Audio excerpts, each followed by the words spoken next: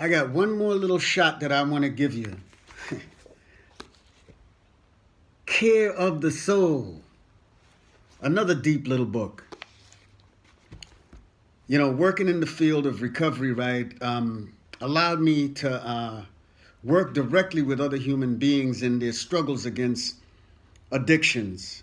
And, you know, it's pretty deep what we're doing because we're really caring for another soul, all right?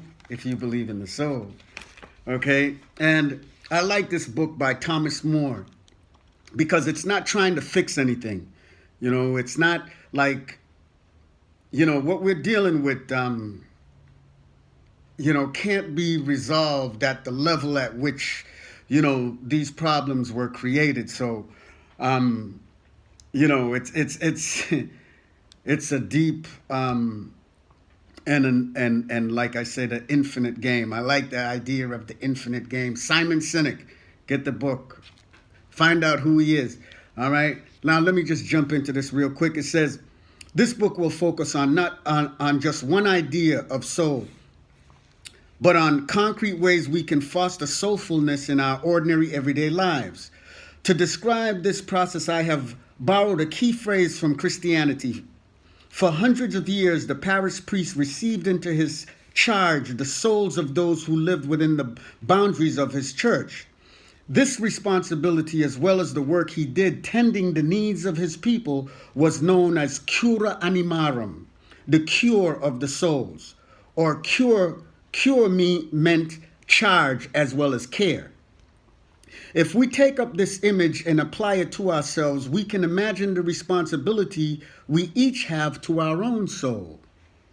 Just as the parish priest was available at life's crucial moments, not just as a doctor or healer, but simply as to accompany and tend the soul in times of birth, illness, marriage, crisis, and death. We can respond to our own soul as it winds its way through the maze of our life's unfolding.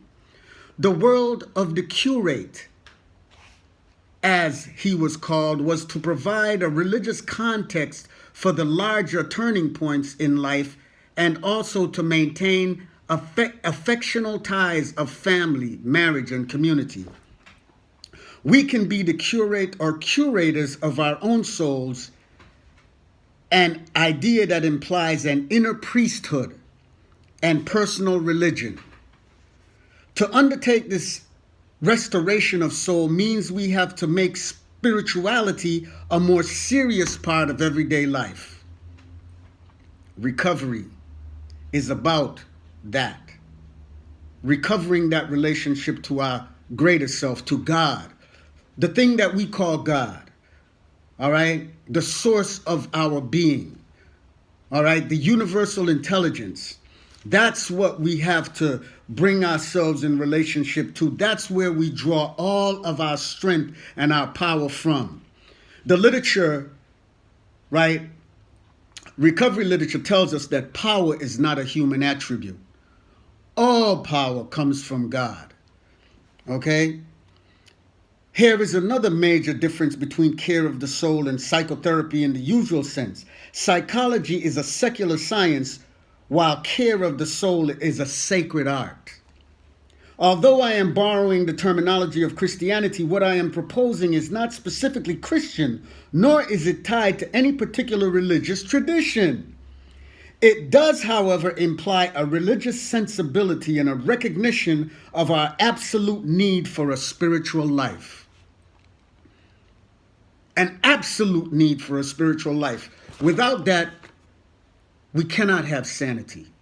Without that, we are insane. Without that anchor, we're lost. Thanks for allowing me to share.